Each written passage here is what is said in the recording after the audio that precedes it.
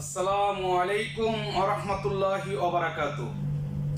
যারা আমার মুসলিম ভাইয়েরা আছেন বাংলাদেশের ওয়াল বিশ্ব যত মুসলমান ভাইয়েরা আছেন সবার প্রতি আমার সালাম। অন্য অন্য জাতি যারা আছেন সবার প্রতি আমার শ্রদ্ধা এবং ভালোবাসা এবং শুভেচ্ছা। কথা বলতে চাইছিলাম না, কিন্তু কথা এখন বলতে বাধ্য হয়েছি। এই যে আমাদের বিপিনুরের উপরে যেভাবে আক্রমণ করা হয়েছে, এটা কি কোনো বাংলাদেশের স্বাধীনতা কারো আছে? আবার আপনারা বলতে পারেন যে নূরের পক্ষে আমি দালালি করতেছি। না, আমি নূরকে ভালোবাসতাম না বা নূরের পার্টিও করি না। আমরা ছোট সময় থেকেই জামাতুল ইসলামে এবং বিএনপির আদর্শে বড় হয়েছি। তো বাংলাদেশের মধ্যে এখন বর্তমানে দুইটা রাজনৈতিক দলই খুব ক্ষমতাশীল, জামাত প্লাস বিএনপি।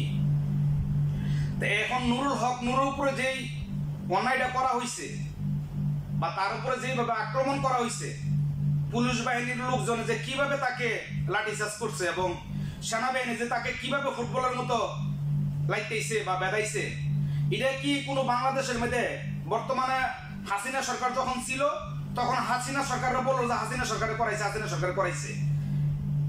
এই যে এরশাদ মিয়ার পার্টি জাতীয় পার্টির তার লগে যে একটা সংঘর্ষ হয়েছে, তো আপনারা তো মনে করতেন যে বাংলাদেশ থেকে মনে আওয়ামী লীগ চলে গেছে। বাংলাদেশ থেকে আওয়ামী লীগ যায় নাই।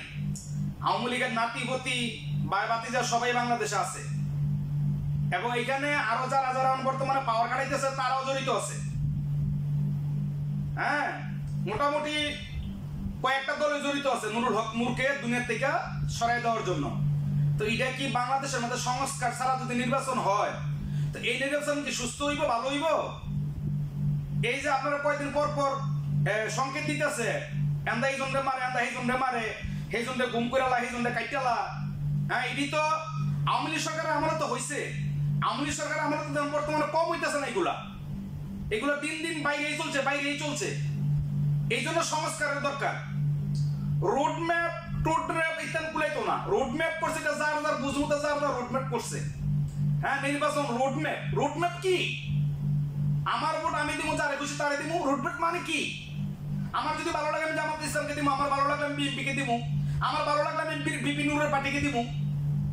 হ্যাঁ, তো বর্তমানে যে অবস্থা চলছে বাংলাদেশে, এই অবস্থা যদি চলে, সামনের ভবিষ্যৎ বাংলাদেশে খুবই খারাপ।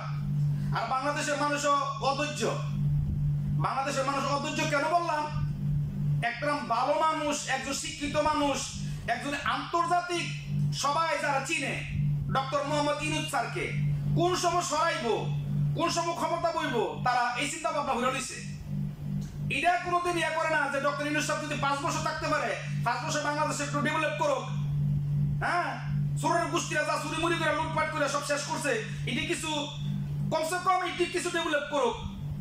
হ্যাঁ, কোন সময় নির্বাচন দিবে? 1 বছর গেছে না, পাগল হয়ে গেছে গা। সংস্কার প্রথম ওয়াদাবদ্ধ সংস্কার করা হইব। এখন সংস্কার ছাড়া নির্বাচন রোডম্যাপ করে নির্বাচন দিয়ে দিতেছে। এই নির্বাচন কি সুস্থ হইব? আর আগে নির্বাচন কমিশনার খুব বড় কথা কইছে, এমন নির্বাচন করব জীবন ভরা মানুষ মনে রাখবো। হ্যাঁ, ঠিকই তো, এমন নির্বাচন করতে আমরা জীবন ভরা মনে রাখবো। আমি তো মনে রাখবো আমার ওয়াইফের গর্বে ফেটে যেটা আছে, আমার ওয়াইফের গর্বে যেটা মনে আছে ফেটে আছে, এটাও মনে রাখবো। এমন নির্বাচন হয়েছে আওয়ামী লীগের আমলে। আর বর্তমানে এখন নির্বাচন কমিশনার বলতেছে এমন নির্বাচন করব, এমন ভাবে করব আজীবন মানুষ মনে রাখবো। হ্যাঁ, ঠিকই আছে। এমন কথা আমরা এখন ডাইলগ আমরা আগে শুনছি, বিগত 15 বছর শুনছি। তো বাংলাদেশের নির্বাচন কমিশনারদের কেমন শক্ত আর কেমন দায়িত্ব পালন করতে পারে এটা আমরা জানি। তো যাই হোক, আমি একজন কুয়েত প্রবাসী, আমার কথাটা আপনার কাছে ভালো লাগবে না আমি জানি।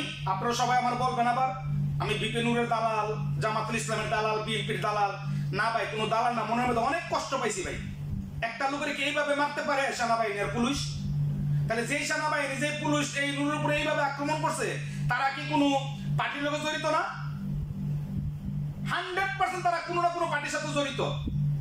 আর ওই পার্টির যুক্তি পরামর্শ এইভাবে মারা হয়েছে। দিনে দুপুরে একটা মানুষ এইভাবে কিভাবে পিড়া? সে যদি অপরাধ করে থাকে, সে যদি অন্যায় করে থাকে, তাকে আইনের আওতা নেওয়া হোক। আইনের আওতা নিয়ে তাকে আইনভাবে মোকাবেলা করা হোক। আইন তো নিজের হাতে তুলে নেওয়া, আপনারাই বলেন যে আইন নিজের হাতে তুলে নেওয়া অপরাধ, আইন নিজের হাতে তুলে নিবেন না। তো সেনাবাহিনী আর পুলিশ কেন আইন নিজের হাতে তুলে নিছে প্রকাশ্যে দিনের বেলা? শত শত মানুষের সামনে বেড়ারা এইভাবে মারছে। বাংলাদেশ নিরপেক্ষ না, বাংলাদেশ নিরপেক্ষ না। বাংলাদেশ অবশ্যই কোনো না কোনো পক্ষ, আইন বাহিনী, আইন শৃঙ্খলা বাহিনী, আর সেনাবাহিনী বলেন আর পুলিশ বাহিনী বলেন, কারো না কারো সাথে জড়িত। এরা নিরপেক্ষ কাজ করে না কোনো সময়। এরা যদি নিরপেক্ষ কাজ করতে তাহলে জনগণের পক্ষে থাকলো, পাবলিকের পক্ষে থাকলে। বাংলাদেশ সেনাবাহিনী, বাংলাদেশ পুলিশ বাহিনী কোনো নিরপেক্ষ না। তারা যে কোনো এক দলের না এক দলের সাথে জড়িত। আমার কথাবার্তা ভুল ত্রুটি হইতে পারে, আপনারা ক্ষমা সুন্দর দৃষ্টিতে দেখবেন। আর আপনারা সংস্কার কইরা তারপরে নির্বাচন দেন। বিনা সংস্কারে নির্বাচন দিলে বাংলাদেশ এরকম হইব। সংস্কার ছাড়া যেন কোনো নির্বাচন না হয়। আর সংস্কার ছাড়া নির্বাচন হলে আমরা, নির্বাচন যদি হয় তাহলে আমরা সাধারণ পাবলিক মানি না। আমি একজন কুয়েত প্রবাসী, আমি রেমিটেন্স যোদ্ধা হিসেবে বলছি।